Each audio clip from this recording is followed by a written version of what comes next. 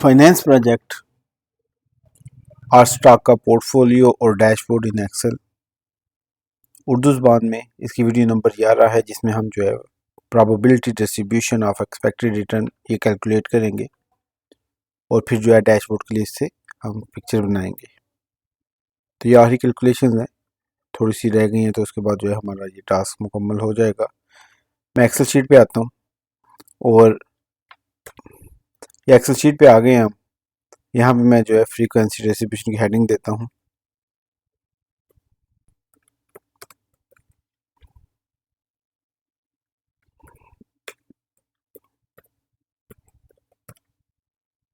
तो ये heading they the frequency distribution की, मैं इसको बोल्ड कर देता हूँ।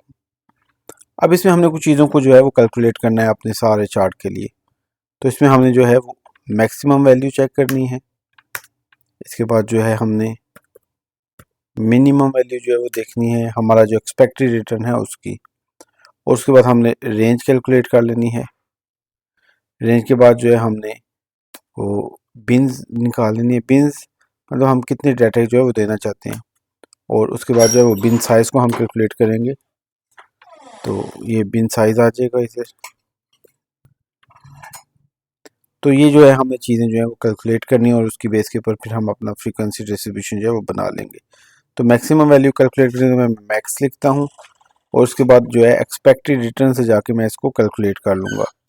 सॉरी, पोर्टफोलियो के जो रिटर्न है उसके साथ मैं इसको सिलेक्ट करता हूँ। सारी वैल्यूज़ को सिलेक्ट करने के बाद मैं इसको जो है वो फिक्स कर दूंगा F4 के साथ और एंटर कर दूंगा। तो ये हमारे पास आ गई मैक्सिमम वैल्यू।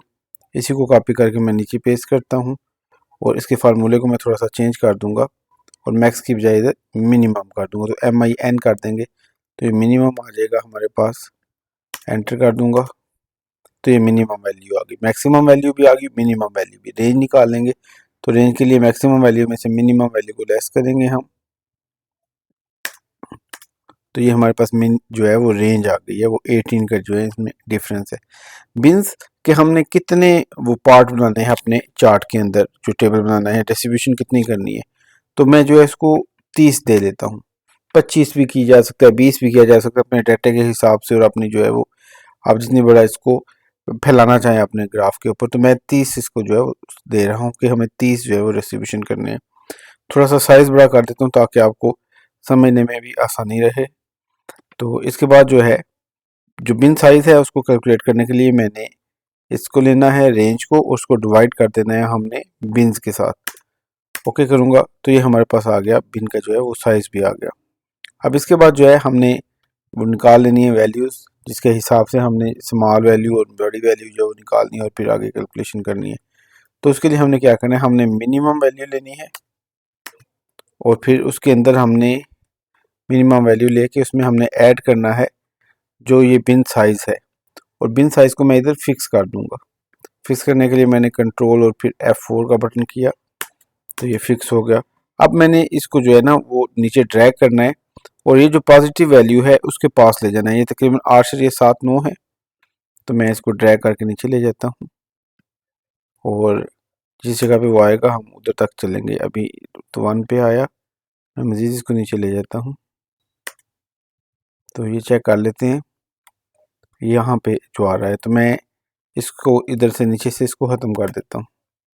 तो ये हमारे पास बिन साइज़ जो है ये आ गया, ये उसकी मैक्सिमम वैल्यू आ गई बिन साइज़ की। इसके बाद मैंने इसको थोड़ा सा मज़ीद करना है कन्वर्ट, तो मैं इधर 0 लगाऊंगा और फिर इसको जो है मैं इधर कैलकुलेशन के लिए ले आऊँगा।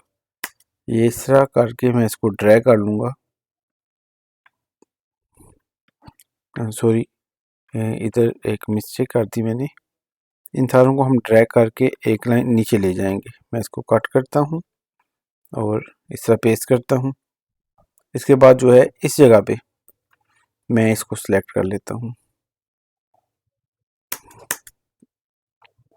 और फिर मैं इसको ड्रैग करके नीचे ले जाऊँगा। तो हम यहाँ ऐसे आ गए। तो ये अब आप देख सकते हैं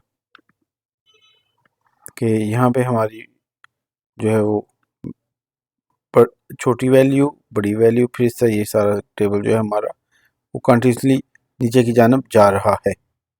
अब जो है मैं इसको भी परसेंटेज में चेंज कर लेता हूँ और इसके जो है तादाद को मैं ज़्यादा कर लेता हूँ। तो ये पहली जो है हमारी वैल्यू इधर से आ गई। अब इसके बाद जो है हमने जो फ्रीक्वेंसी डिस्ट्रीब्यूशन के लिए जो चार्ट बनाते हैं जिसमें बड़ी वैल्यू और छोटी वैल्यू का सारा चार्ट बनाते हैं, हमने अब उसको जो है वो कैलकुलेट करना है और फिर उसकी बेस के ऊपर सारी आगे वाली कैलकुलेशन जो है हमने लेके चलनी है। तो उसके लिए मैं जो है इधर फार्मूला लगाऊंगा, इक्वल टू लिखूंगा, इन्वर्टेड कामा स्टार्ट करूंगा, इसके बाद जो कैपिटल ब्रैकेट होती है, बड़ी ब्रैकेट जिसको बोलते हैं, वो लूंगा और फिर उसके बाद अगेन इन्वर्टेड कामा लूंगा, सॉरी इन्वर्टेड कामा लिया मैंने।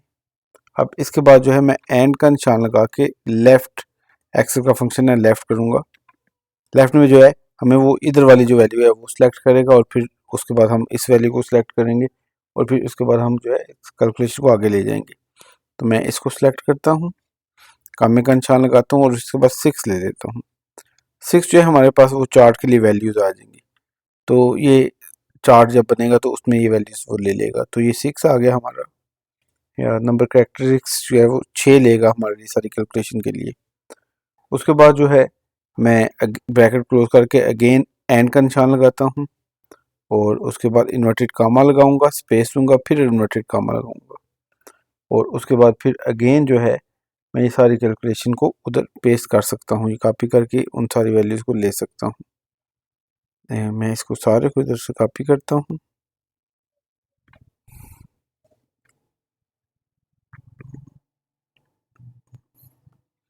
ये इस जगह से इसको कॉपी करना है, इस सारे को मैं इधर से कॉपी कर लेता हूँ और मैं इधर इसको पेस्ट कर देता हूँ। तो इस तरह जो है हमने इसको कर लिया। अब जो है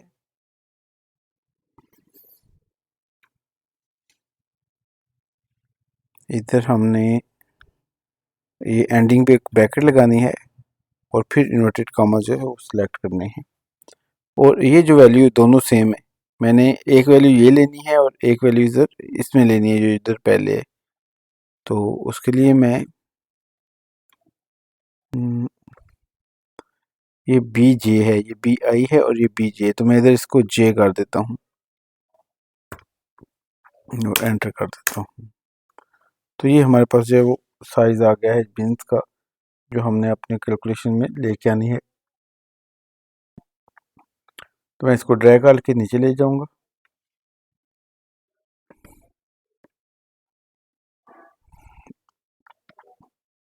एंटर कर देंगे, ये आ गए हमारे पास। तो ये हमारे पास मुकम्मल चार्ट आ गया जिसमें वो हमारी फ्रीक्वेंसी डिस्ट्रीब्यूशन हमें करके दे देगा। अब जो है इसके अंदर जो रिटर्न की फ्रीक्वेंसी है, ये इसका नाम जो है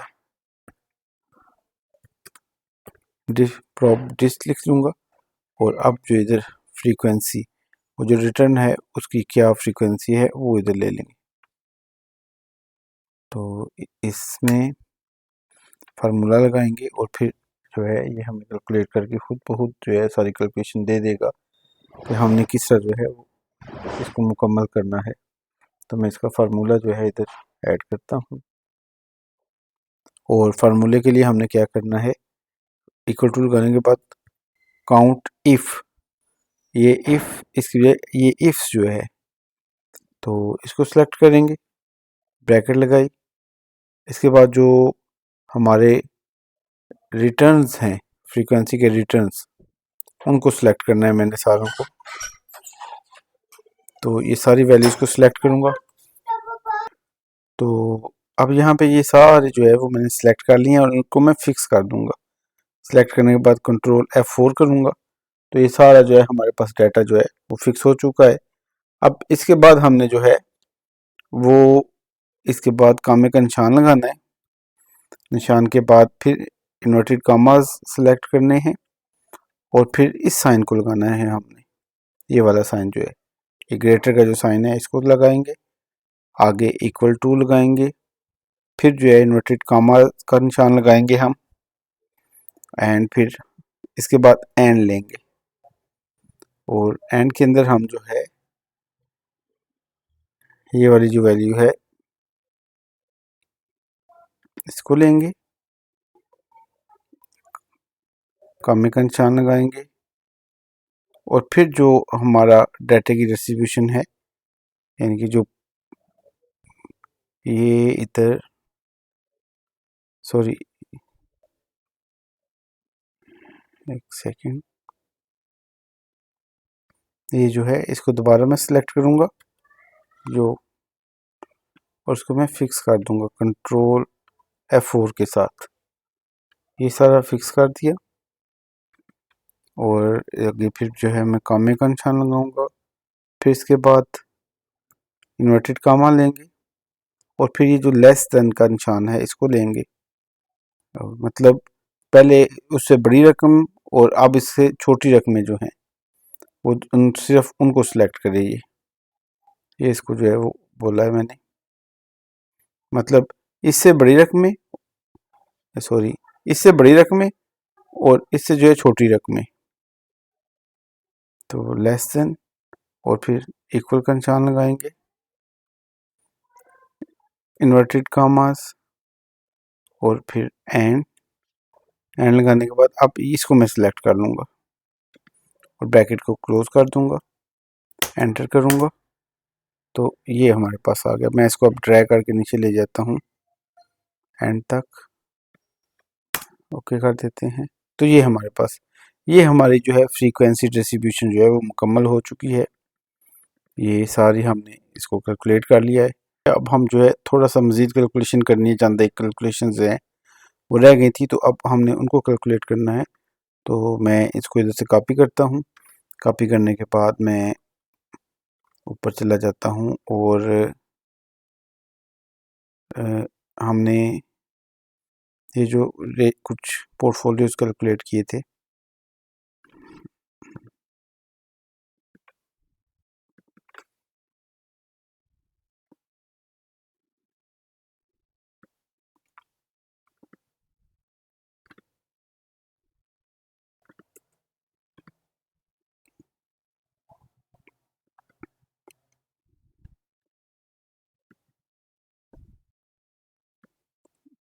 अब फ्रीक्वेंसी डिस्ट्रीब्यूशन में से हमने कुछ मज़ीद कैलकुलेशन करनी है, कुछ रह गई थी कैलकुलेशंस, तो उनको हम कैलकुलेट करेंगे। मैं डाटे को इधर से कॉपी करता हूँ, कॉपी करने के बाद जो है मैं इसको यहाँ पे पेस्ट कर देता हूँ। पेस्ट करने के बाद मैं इन चीज़ों को डिलीट कर देता हूँ इसमें से, और कुछ कैलकुलेशंस करनी है वो मैं यहाँ से कर लूँगा। मैक्सिमम ये जो चीज़ें हैं इनमें से हम लें, तो मैक्सिमम जो था हमारा पोर्टफोलियो, मैं आपके सामने इसको कर दूँ।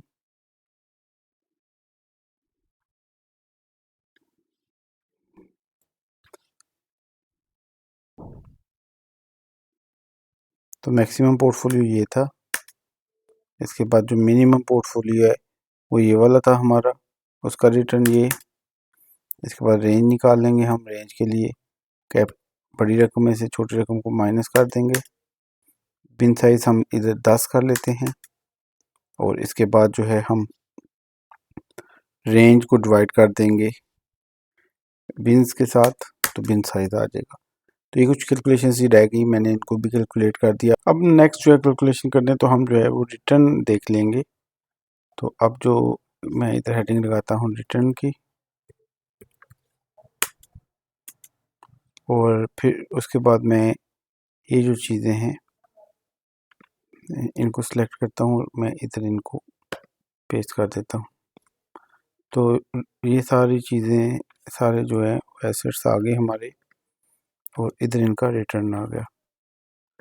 मैं इन सारों को सिलेक्ट कर लेता हूँ बोल्ड, और उसके बाद जो है फॉर्मेटिंग जो है इसकी, मैं इसको जाके और इस पर पेस्ट कर देता हूँ।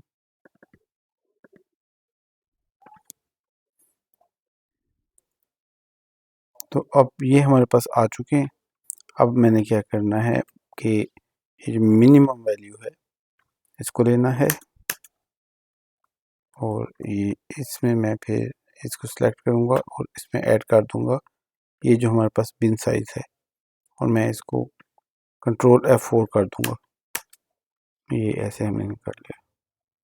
अब इसको जो है मैं 10 तक ले लेता हूँ, 1 2 3 4 5 6 7 8 9 कुछ वैल्यूज ले ली। 10 से ज़्यादा या कम भी हो सकती है। अब हमने क्योंकि फाइनल कैलकुलेशंस करनी है तो उसके लिए जो है देखना है। अब ये जो रिटर्न्स हैं हमने इनका जो है वी लुकअप के थ्रू चेक करना है कि ये जो हमारा चार्ट है ये नीचे वाला इसमें किस जगह पे आ रही है हमारे सैंपल्स के साथ। ये जो सैंपल है सॉरी ये वाला जो है इंडेक्स वाला इसमें किस जगह पे आ रही है। फिर हमने आगे मजीद जो है वो कैलकुलेशन करके इनको फाइंड आउट करना है। तो पहले मैं इनका जो है वो निकाल लूँगा ताकि पता चल जाए कि किस इंडेक्स में आ रही है। तो उसके लिए फार्मूला मैच कर लगाएंगे फार्मूला और उसके बाद जो है मिनिमम वैल्यू और इसके लिए फिर हम इसके बाद लेंगे एक्सेल का सिस्टम एब्सोलूट। तो एबीएस नंबर आएगा। इसके बाद हम जो ये रिटर्न्स हैं क्योंकि ये सारी वैल्यूज रिटर्न की हैं तो मैं इन सारों को सिलेक्ट कर लूँगा। सारे रिटर्न को सिलेक्ट किया।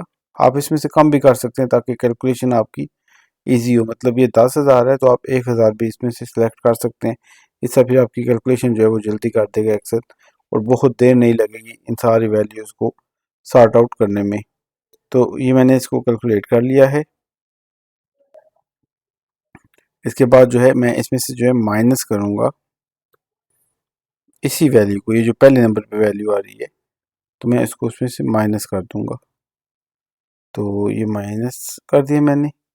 ब्रैकेट्स को मैं क्लोज कर दूँगा। अगेन मैं क्या करूँगा कि इसको सारे को मैं कॉपी करूँगा यहाँ से इधर तक मैं इसको कॉपी कर लूँगा। सॉरी कॉपी किया इसको और फिर मैं इसको इधर पेस्ट कर देता हूँ। पेस्ट करने के बाद ये पूछेगा कि कौन सी वैल्यू तो हमें एग्जैक्ट चाहिए तो मैं इसको सिलेक्ट कर लूँगा। ब्रैकेट को क्लोज कर दूँगा और एंटर कर दूँगा। तो ये हमारे पास आ गया है। मैं इसको ड्रैग करके नीचे ले जाता हूँ। तो ये हमें एक्सेल ने बता दिया कि ये वाले रिटर्न्स इस जो इंडेक्स था इधर उसमें इन जगहों के ऊपर आ रहे हैं। मैं आपको चेक करवाता हूँ। मतलब ये जो नंबर लिखे हुए हैं इंडेक्स के तो ये सारे नंबर उसी ये नंबर हैं इनके सारों के। अब मैं वी लुकअप के जरिए जो है इनको फाइंड आउट कर लूँगा। तो वी लुकअप के लिए मैं जो फार्मूला लगा रहा हूँ इक्वल टू का साइन लगाएंगे और वी लुकअप लिखेंगे। वी